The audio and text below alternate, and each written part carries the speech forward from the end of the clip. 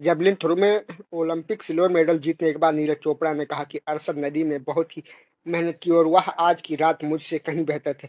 मैं अरशद नदीम को gold medal जीतने की बधाई देता हूँ। नीरज चोपड़ा ने 89.4 में 5 मीटर के साथ सिल्वर मेडल जीता। सारा भारत नीरज से जेवलिन थ्रो में गोल्ड मेडल की आस लगाए बैठा था, परंतु अरशद नदीम ने दूसरे ही अटेम्प्ट में 92.97 मीटर का जेवलिन थ्रो कर नीरज चोपड़ा का पर दबाव बना दिया। एक्स्ट्रा करने के चक्कर में नीरज ने अगले चारों अटेम्प्ट फाउल हो गए। 26 साल की उम्र में नीरज चोपड़ा ने इतने हाई स्टैंडर्ड सेट कर दिया कि सिल्वर जीतने के बाद भी भारत दुखी है। दुख तो है, लेकिन नीरज चोपड़ा पर गर्व भी है। नीरज चोपड़ा के सिल्वर मेडल जीतने की बधाई। जेवलिन थ्रो में गोल्ड मेडल जीतने के बाद अरशद नदीम ने कहा, भारत बनाम पाकिस्तान क्रिकेट मैच देखने के लिए दोनों देशों में हर दर्शक रुक जाता है। इसी तरह जेवलिन थ्रो में नीरज चोपड़ा अरशद नदीम के लिए भी सब रुक गए। हम दोनों साउथ एशिया से आते हैं और हमने अपने प्रदर्शन से साउथ एशिया को गर्व करने का मौका दिया। साल 1992 के बाद से पाकिस्तान ने ओलंपिक खेलों में पहली बार कोई पदक हासिल किया। 32 साल के इस लंबे इंतजार को अरशद नदीम ने 92.97 मीटर के साथ जेवलिन थ्रो के साथ खत्म किया। 89.45 मीटर की थ्रो के साथ नीरज चोपड़ा को सिल्वर मेडल मिला। अरशद नदीम ने पूरा पाकिस्तान प्रार्थना कर रहा था, उनकी दुआ रंग लाई। क्या आपको भी लगता है कि अरशद नदीम नीरज चोपड़ा ने साउथ एशिया को गर्व करने का मौका दिया? क्रिकेट के बाद जेवलिन थ्रो में भी पाकिस्तान ने भारत को टक्कर देना शुरू कर दिया। अब हर ओलंपिक में या फिर उस टूर्नामेंट में जहां जेवलिन थ्रो होगा, वहां नीरज चोपड़ा बनाम अरशद नदीम देखने को मिलेगा। दरअसल इस बार अरशद नदीम ने 92.97 मीटर दूर भाला फेंककर नीरज चोपड़ा ही नहीं पूरे विश्व को चौंका दिया।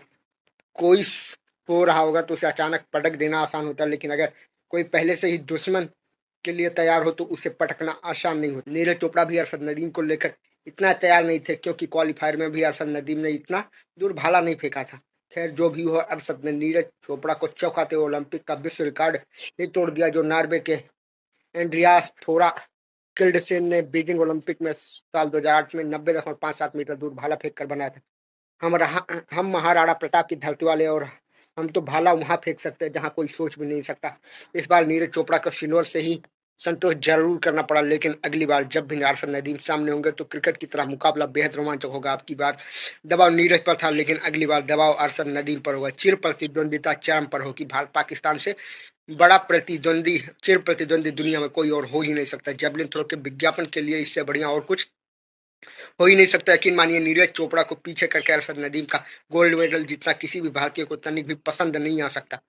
हम दुनिया के किसी और देश के खिलाड़ी से पीछे हो जाए उतना बुरा नहीं लगता, जितना पाकिस्तान के खिलाड़ी से पीछे होना बेचैन कर जाता। नीरज चोपड़ा भी यकीनन बेचैन होंगे और अरशद नदीम को हराने के लिए तैयारी करना शुरू करेंगे। कोई जरूरी नहीं कि अगले ओलंपिक में नीरज बनाम अरशद ही हो सकता कोई अन्य भारतीय या पाकिस्तानी आमने सामने हो, लेकिन एक बात तो पक्की हो गई है कि इस रोमांच का, इस खेल का भारत और पाकिस्तान की वजह से क्रेज जरूर बढ़ जाएगा।